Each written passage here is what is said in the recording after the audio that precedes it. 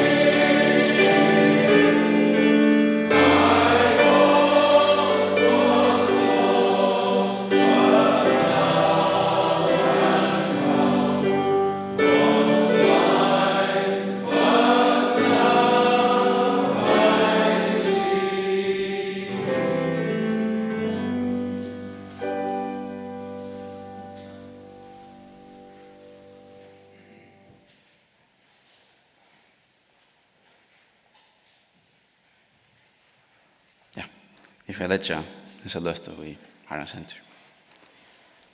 Herre, takk for at det er med til jeg nøye til å kunne gå til kross i Herre. Du gavst sånn til Jesus Kristus at dødja for åkken syndere, Herre, så vi kunne være frelst her. Og takk for til minne vi tar etter Clifford, Herre, og den kærlighet som han visste til okkar, Herre, at han kom til følger ødel hos i år, Herre. Og takk for at det var vi fra sagt til Clifford, Herre, at vi vita til Herre, at vi kommer suttje han atter ved dårten i her. Lika med fyrir grevar, men Clifford fra hjemme dårten her. Takk for dette, Herre, og sikkene seg gjerne herfor. Amen.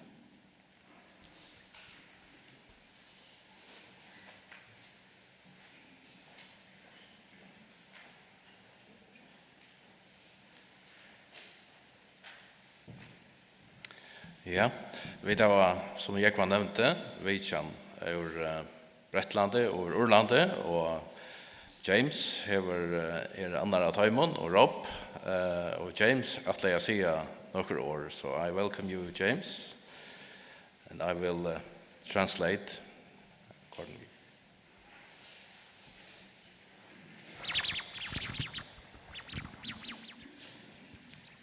Okay. Good afternoon. Go on there.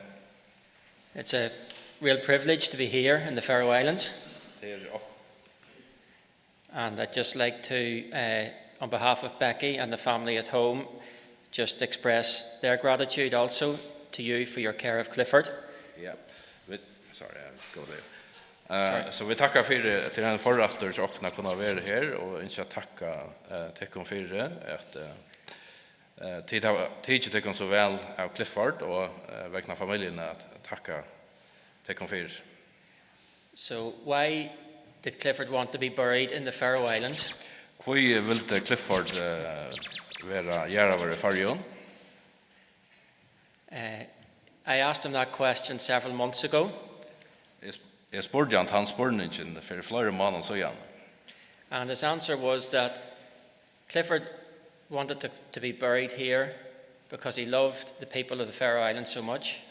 Och han svarade att han yngste att vara griven här och tog att han älskar färja folk så mycket. I asked him what started you to be interested in the Faroe Islands? Jag spurgade han kvart och fick till att börja eller att fick till AHN i Färjön. And he said it was because of something that had happened in history. Och det var tog att han säger det var tog att det var något som var hänt i sövene. During the Second World War, the Faroese brought many ships with fish and food to Britain. Under 1700-talet förd och föringar bäge nekva fisk och i skipen till Bretlands. So Clifford wanted to say thank you, and what better way than by sharing the gospel. Och han yngste tog av hända hårt att säga tack för det och ösne att bruka höve att dela evangeliet. Clifford had a huge impact on many lives. Clifford hade en stor avskan och neckfliv. And I count it a great privilege to have known him and become a close friend of his back in Ireland. Ja, och jag har ösne upplevt att haft han förrätt att uppleva han och har varit en god vänner och vi han i flera år här nere i Urlande. And whether it was in his hometown of Harwich, where Rob is over from, or in Ireland, or all the way to the Arctic Circle, Clifford always had time for the individual person. Ja, det så var i Harwich här som Rob ifrån. Eller om det var i Urlande, eller att det var ärastande och här han färreist runt omkring, så har han alltid tog till han anstäcka. Why did Clifford do what he did? It was a remarkable journey that he undertook, so many miles covered in his bus. Och hur gjorde Clifford det som han gjorde? Det var ett märkesvärt arbete, verk, och han leie nekvar kilometer efter sig.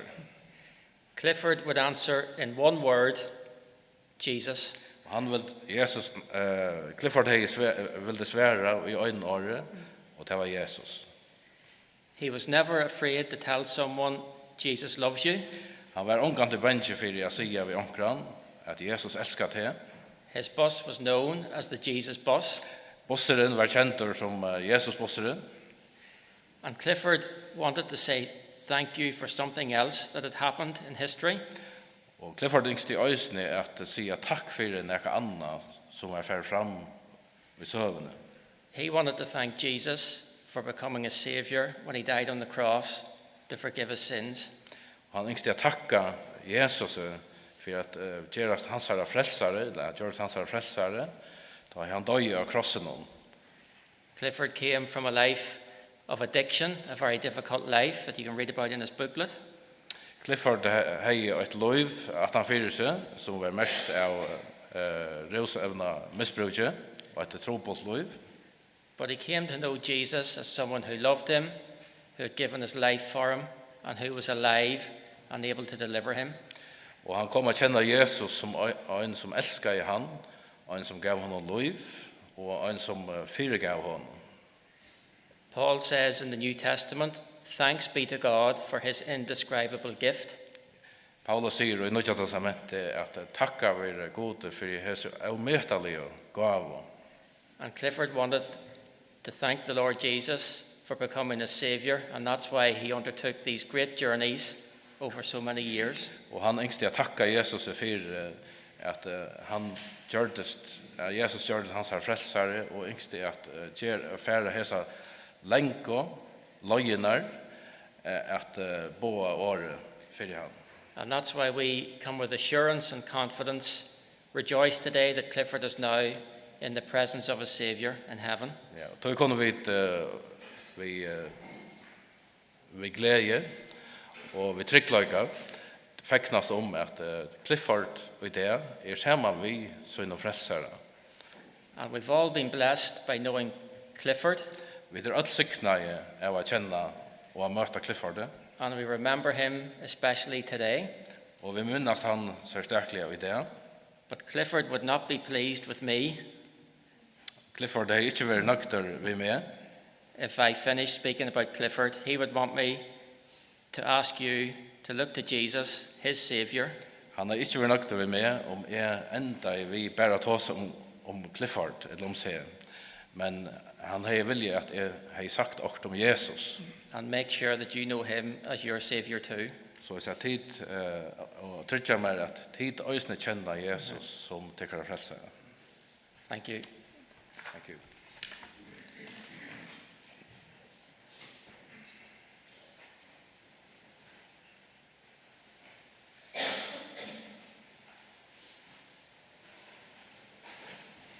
Amen.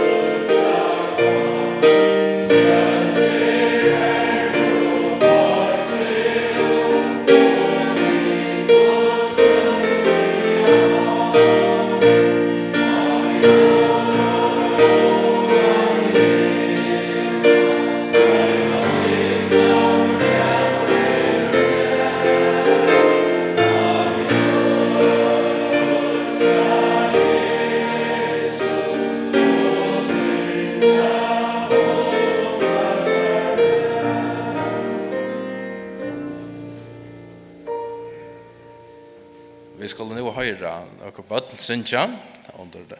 Och Jekvan har lärt stilla fyra. We will now hear some children sing, and as we know that the children were especially on the heart of Clifford. So, welcome. Ja, jeg sier fytt og trutjar kjentnar. Ter fer jeg synsjat for sundagsglassanger.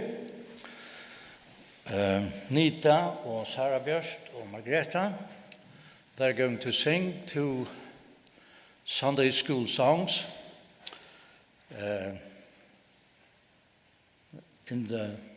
we'll dedicate it to the memory of Brother Clifford. Jesus loves me, this I know. Or, if I come to Jesus, He will make me glad. Okay.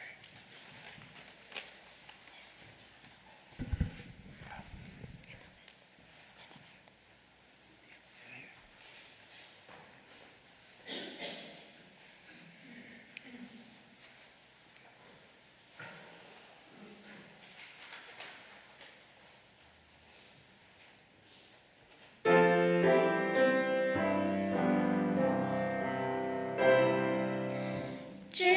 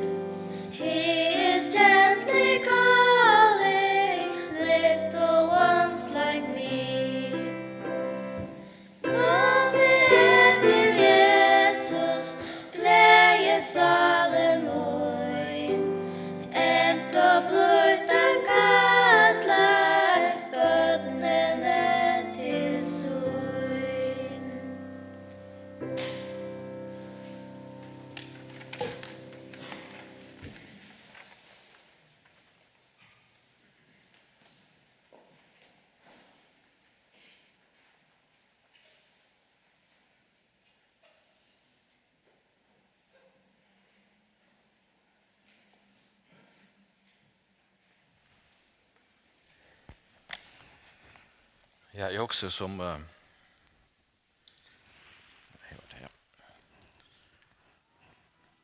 jag också visste det här varit det som det pleier å være. Og Clifford var her og jeg møtte. Så i stedet for at jeg får opp, så har jeg en sterk og bøker rett spent i. Og det var sånn ikke just dette. Jesus loves me, this I know. Og Amazing Grace, han sanger seg her. Sanger om Jesus, og så får han att tåsa om Jesus. Och som vi känner att det var det som la honom verkligen av hjärta.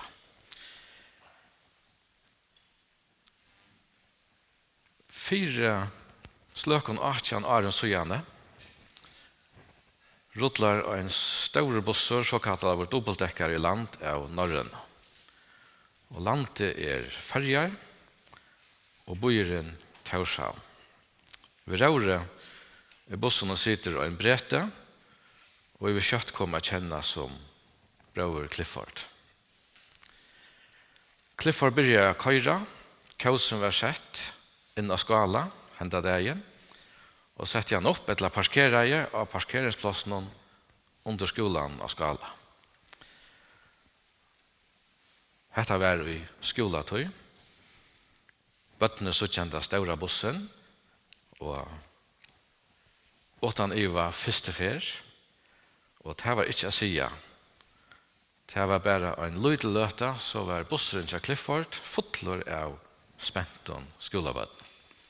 Og vi kan legge til at Clifford midt i verden.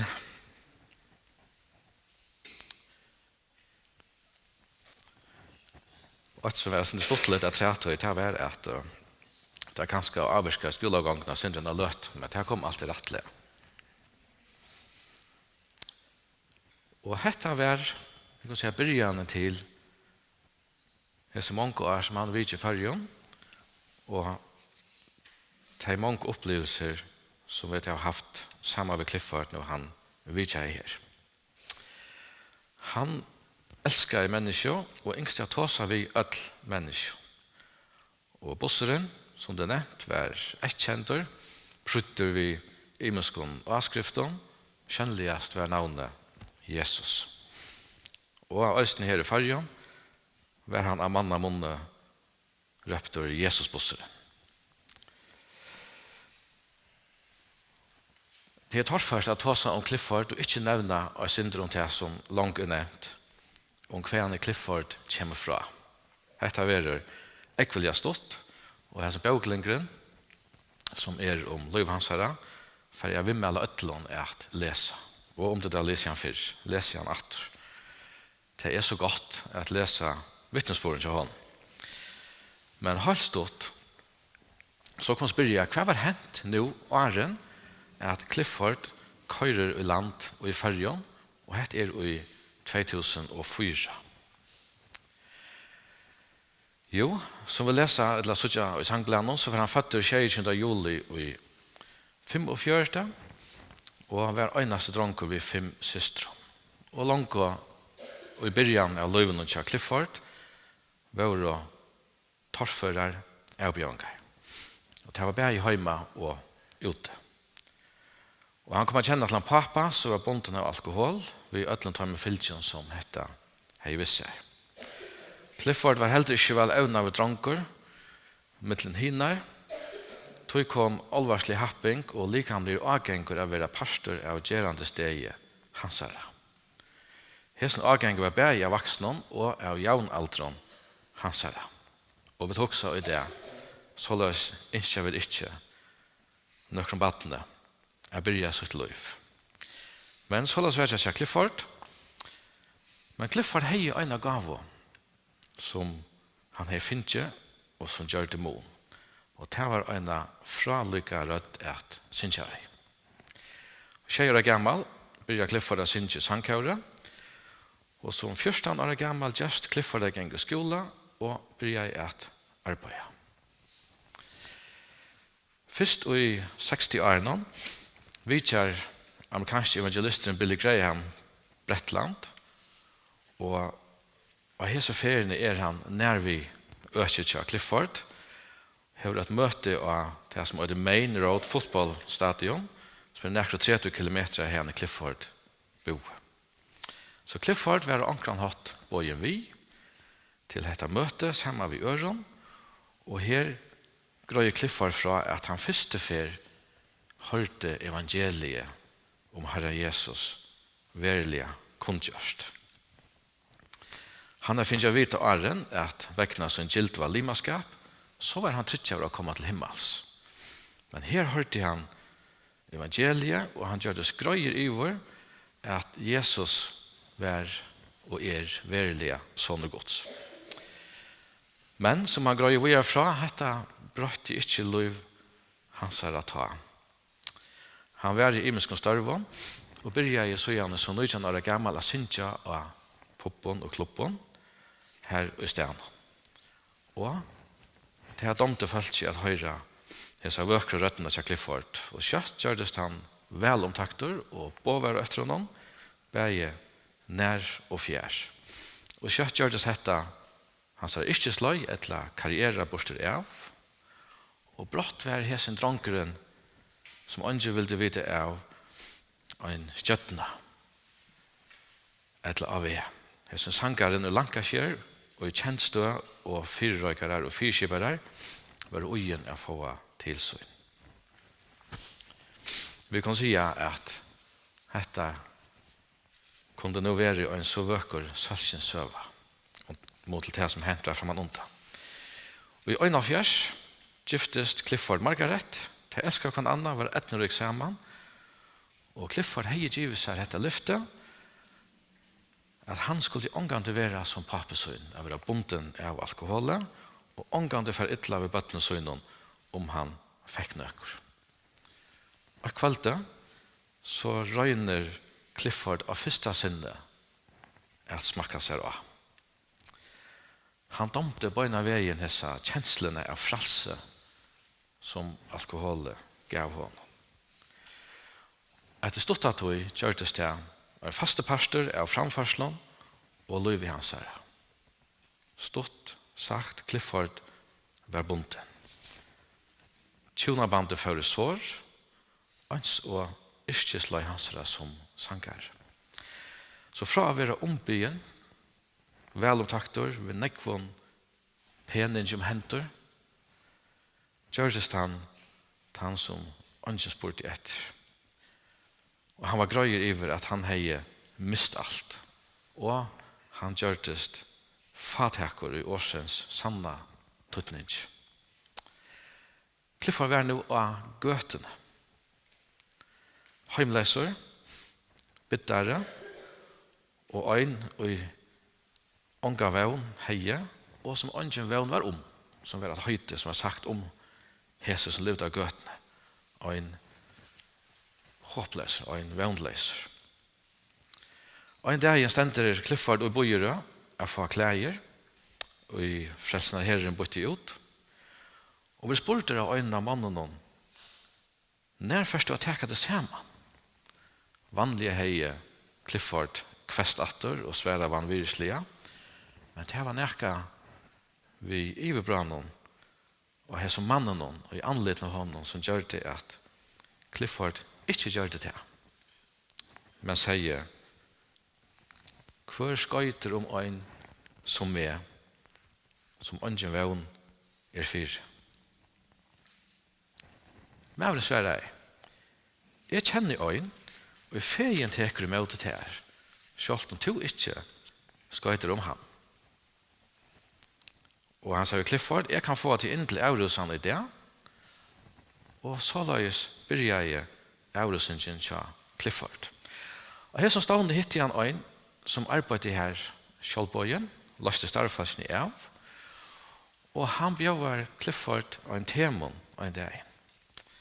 Clifford takkar, og vantar å få temonen på en av veien, men en temonen begynner vi at Erik sitter og leser da Clifford kommer inn av skriftstående til ham. Og han leser et vers i Bibelen for Clifford. Det var Johannes 3:16.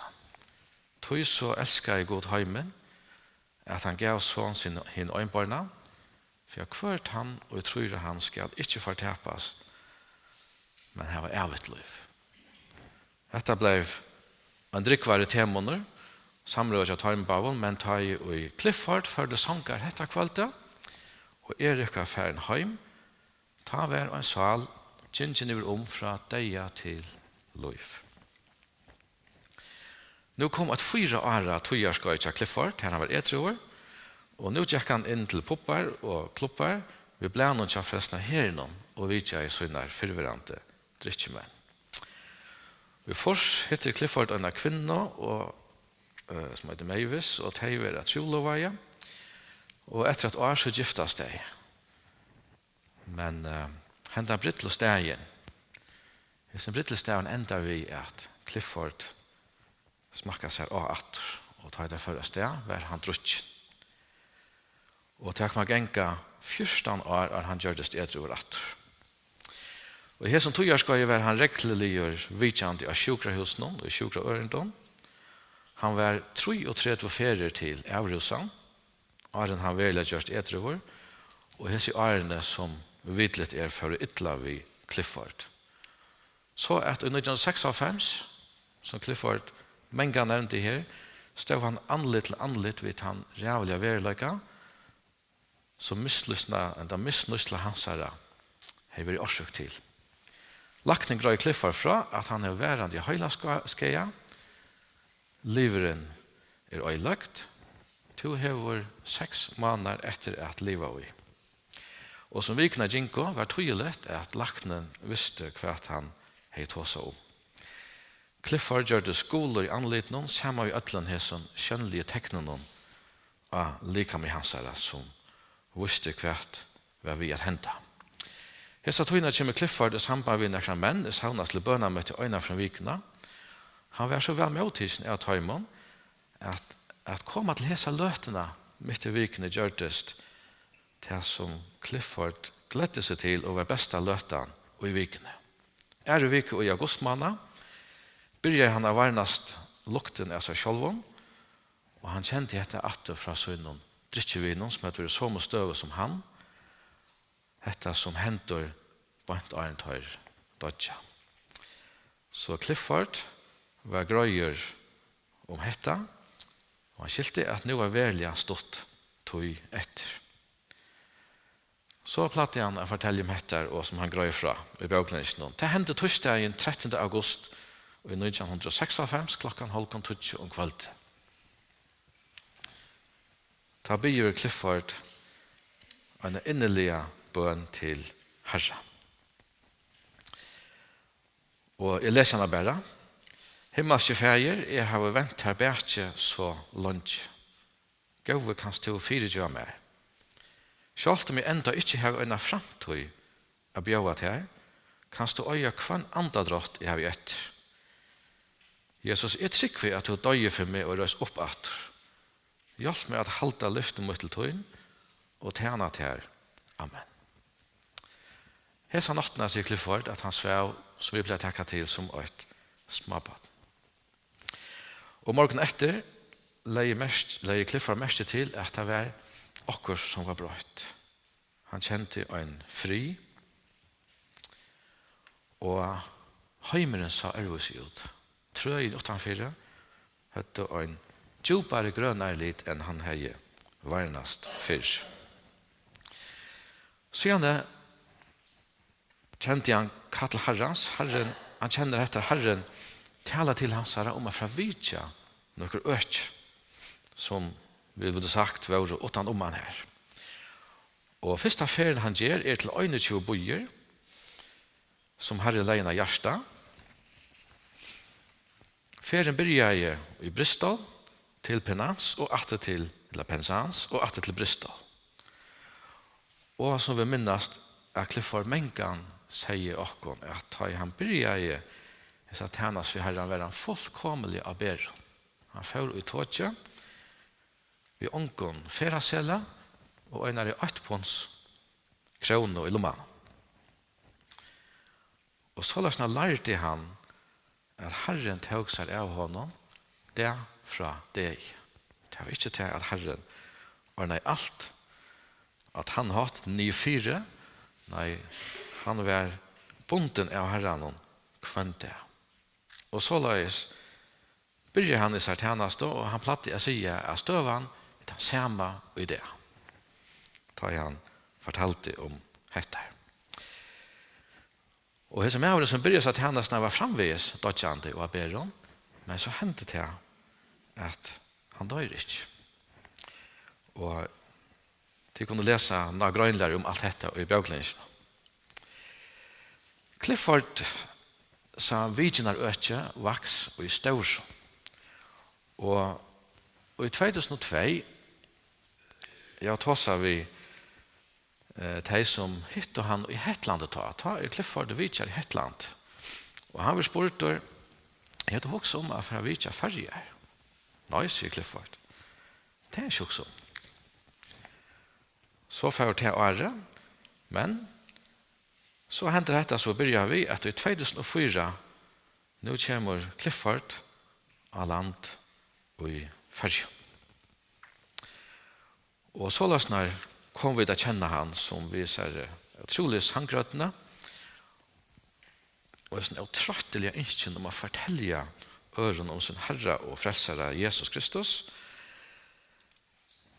Byrja jeg vidja atjer okkara og færa rundt i bygden og husen og støvun og så framvegis. Mynden av sangplanen er øysene så lysande, eller lyser så vel. Clifford, han elskar å komme sammen med mennesker og ikke minst bøttene. De åtte er særstakt plass i hjertet hans her. Ønsker de unge og en hytte. Ja, ødel. Han yngste å komme i samband med mennesker. Det var alltid så spennende da jeg i Clifford kom. Alltid åtte han akkurat at jeg var bøttene.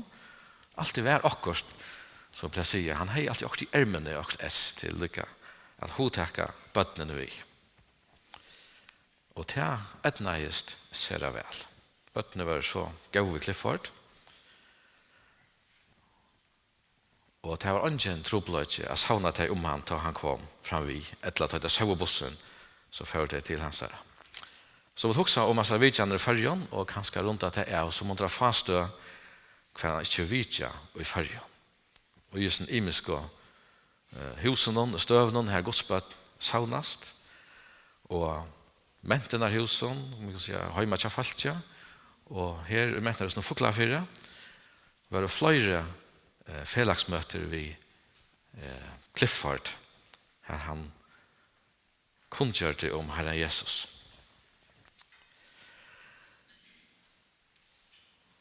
Og jeg husker at Hei Clifford sier til så er en sikker sak som det nevnte Janne, at nå er nok om jeg, for nå er ta som Jesus. Men jeg må nevne 8-3, så får jeg gjøre det. Clifford, han yngste er røkket alle mennesker ved glede bådskap. Og til imes som han gjør det i ferden og kjipa i 4, og han var alltid 4 røyker, han er alltid en atlan, og ved hver så han, nei, dette var kanskje ikke det som Herren ville det, så brøyde jeg det, og så arbeidet han gjør. Og jeg minnes det vel da han yngste å få et lukkasar evangelium i hvert heim i fergen. Det var 18.000, eller iver 18.000 pakkar som skulle fyrrøykast, og jeg minnes hvordan spenter han var, og begge inntil det ble gjørst, og med det ble gjørst, og at han da, han var spenter, og gleder om at nå var det etnast, det var færre rundt, men så husker han om urslit, det som var så, og bærfyrtøy, og gleddest om til at han så hørte at det gjørs godt angstens. Og tog seg med etter at vi så, men Herren gjør vokst. Og i bussen la jeg merke til å skjelte, da jeg vet ikke han første fyr her av skala. Og det var etter, I don't believe in miracles, I depend on them. Jeg trykker ikke underverk, jeg lyder av det, eller jeg lever av underverk. Og til kom jeg å skilje til jeg kan kjenne Clifford og Lufse og hans, og vi skiljer til henne jo. Alt liv hans har vært treit av underverk og halvdant. Øyna for han var inne i galven, sa han at kjeltes vi hadde øsne vi enskom tekster, og han domte det så vel, at han ber meg få kopi av det. Og som øsne var til som han selv hadde tog som framan undan, men han sier ikke han seg just til kjelte. Her står judge each day, not by the harvest you reap, but by the seeds you plant. Døm ikke dagen etter avvoksne til hester, men etter sanen til såer. Og selv om Clifford gleddest av høyre vittnesbordere, og han kom å oppleve dette mengen hvordan Herren dørmette navn søtt, og da han ble spurt Clifford, altså hvordan nek har du lagt til Herren? Så sier Clifford, ångan. Men jeg vil kjast at det ofte med en antigods for å åpenbære Jesus for mennesker. Så han gav gode atlan høyre. Det som jeg kjente bådskapen til Clifford var hettar som han har opplevd at Jesus elskar til han øynsteka og med okkon mennesker. Det ønsken som for gode utan vevn, eller oppgiven. Det ønsken mennesker som så etla fyre god ikke kan bjarga tog. Og for at enda tekka akkurat det som han har nevnt, Jøkken Arne, eller Menga nevnte, at Herren har vust okkon at han elskar okkon. Hvordan har han vust okkon det? Han prekvar det. Han sendte sånsøyn Jesus Kristus inn i hendan heim at dodja for okkon. Det prekv hansara om at han elskar okkon. Og tog stod til verset av bussen og det var et som så menga fremme til honom som også stender av sangbland sjokken i det. Johannes 3,16. Tog så elskar jeg god heimen. Han elskar at han øynstek. Han elskar te. Og det ikke synd så stor at Jesus ikke og det Jesus ikke kan gjalta for henne.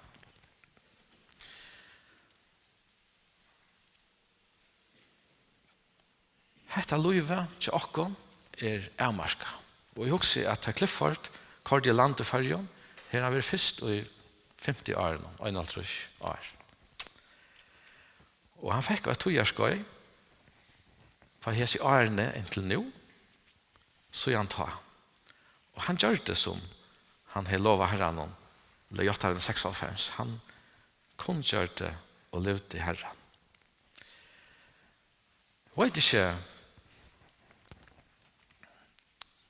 hvordan du kjenner Clifford som til det, eller hikker i det. Kanskje du bare hørst om han. Men Clifford øysen et prek om at Gud elskar te. Han sier ångte etter at han kunne elska meg. Så elskar han ødel. Og etter at i det og nå kan du vente til Herren. Og en så Clifford takka for at han døde for til av krossen. Trykk var han.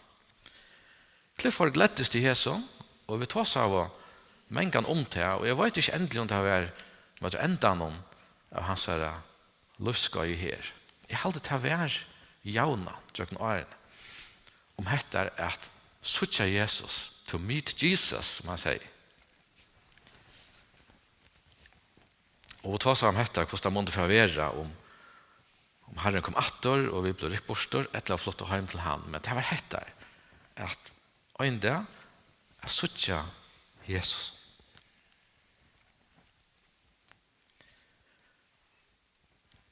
Vi leser i Salme 22,6 til tøyen røpte tøyer og finner hjelp, at he lite tøyer og var ikke til skammer. Og så sier Salme 25,3 nei, ingen vil til skammer som bojer etter tær. Og et annet vers som han øysene nevnte, og øysene nå, så seneste mannen er, at alt elementer i hånden som gjør meg sterske. Da du husker om at Clifford Edwards var oppgivet, og hei ångat høy etter livet høy. Herren kunde bruka han. Herren elskar jeg. Man Herren ikke elskar til øysene. Jo, sannelig. Og jeg vet at Clifford er høyt så innelig av øtl som høyre at kom til Jesus. Takk imot i hånden og sutt hva han kan gjøre i livet tøyne. Og Clifford kan si det sutt hva han gjør i livet møyne. Alt hansare. Ikke er mer. Det ikke er mer kan det brukast. Så løser Herren kærtid. Det stender av kistene, datoet, Tai og Clifford died, og så stendte datoet. Og jeg husker at jeg sa til at det passer. Men det ikke rett å si at Clifford flotte. Han lever enn. Lustgledere. Og mer enn akkurat. Men nå er det hjemme til Herren. Så med Herren sikna kan ønstekken av oss, som vi gledes om, det tjeneste som Clifford har gjort, vi kommer kjenne til, og at dette her lever etter han, at Jesus elsker til, trygg for han. Amen.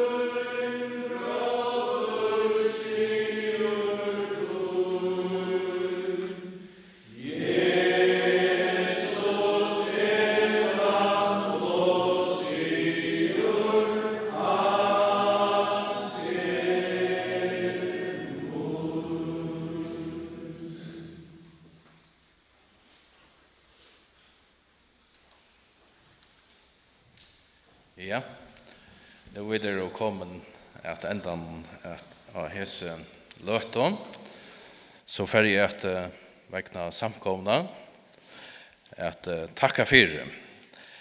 Begge tid som møtt, og jeg takka fyrir tikkun som og netenon.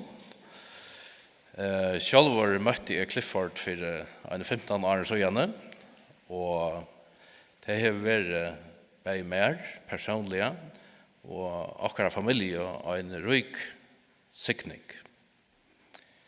Tog at han var ikke som alle andre, han var helt særstekker, og han er en ualmindelig sterska vittnesbord.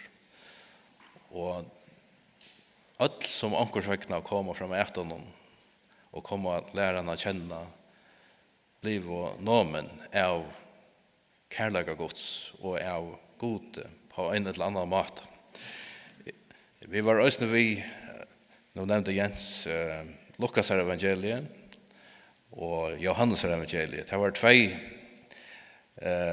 serprent som han skiva i fire. Han fikk det prenta i Orlande. Og vi her med land og Silva og Skala var vi til at kunne få alle vi har beredt det ut og sørge for at det kom ut. Så her sier det kommer for noen år så vi nå først heim i fargen. Her har sagt hei han nekvar prentloder omfram sin eknom og til det finnes etter at jeg kan vi i det. Han hei av russiskon, av polskon og av norrländska malen her han får ut og gav det til imisk som så dølte det ut. Her mittlen kan jeg nevne at han hei prenta en rettelig nekv av russiskon, men han får omgang til Russlands, men han får holdt imot russiska marskjennom her og så folk kom og iver etter det, og fører inn i Russland vi bøklingen eller parsten av skriftene. Så han har nå med hjørstene nekvastene, og her kunne vi takka Herren og fire, og også takka Tøymon som her var gjørsta møvelig til honom at gjørst heita versk, begge her i Farjon, og også tikkun i Orlande og i Englande som her var stål honom så vel. Jeg kunne være vi og i her som versk. Så ønsker jeg også at takka öllon her og i Fuglafyr og rundt omkring i Farjon for ta velvild og ta hjertarom som tid har vist Cliffordet og gjør noen ærene. Og øsne tikkene som rundt omkring i Norrlandon, han var i Øtland Norrlandon og i Baltiske landene og oppe i Lapplandet. Han var i Østlandet en tur eller tvær og var øsne i Grønland. Alle stedene har han møtt falske som har tidsi vel med til honom. Takk for det, og at jeg har en sikna tikkum for det.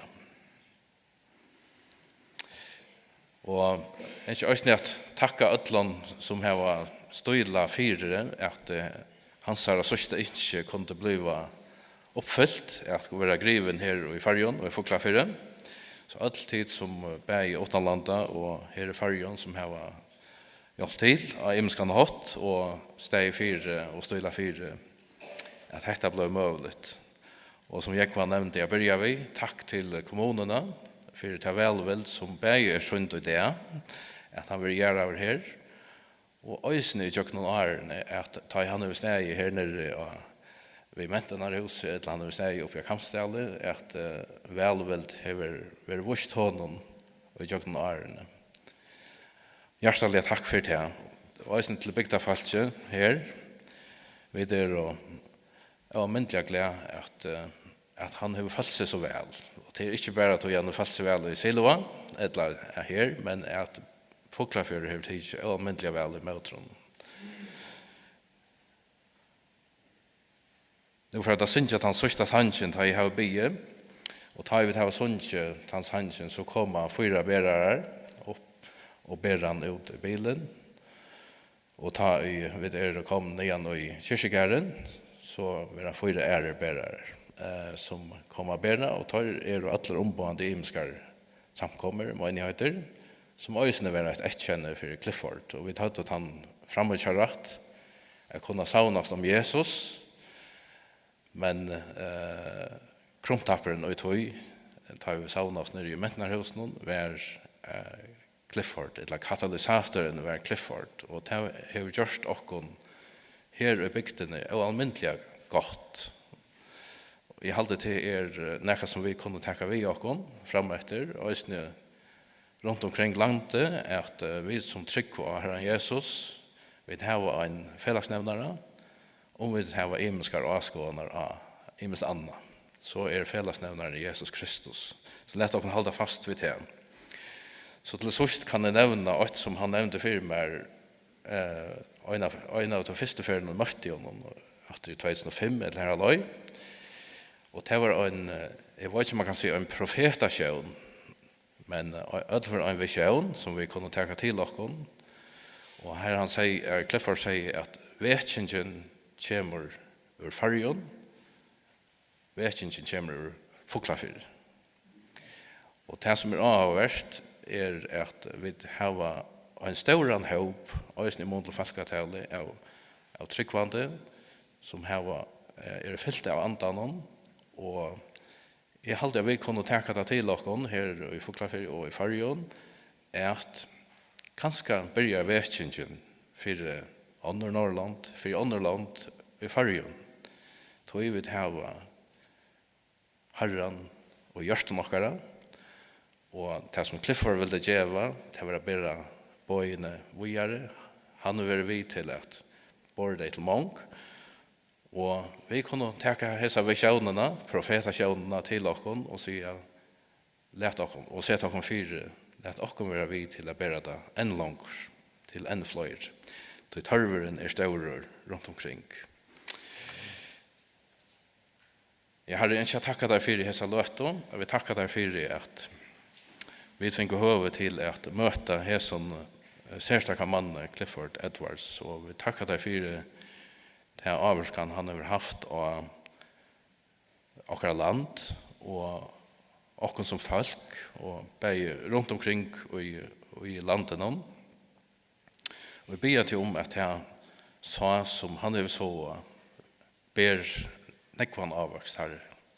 Herre, vi takkar deg for alt de som har møtt honom, og gjørst det mulig at tro hånden at virkar og i imsen London, Herre, øysni her, Herre, at du vil sikna hva nøynstakkan, værvøyde hva nøynstakkan, bid om alt det som boa han har boa, alt han litteraturer som båren ut, imsa stedene, at han framhaldande ber avvokst. Og at han fyrir virka enn langer ut heimen, Herre Jesus. Vi takkar deg for den nøye som du har vist dere. Og vi takkar deg for at vi deg at høynen kunne vi få et evet liv, fyrirgjøving syndene, Herre Jesus, og kunne liva og i atler æver sammen vi her, og hava en fri og hjertan om medan vi her, Herre Jesus.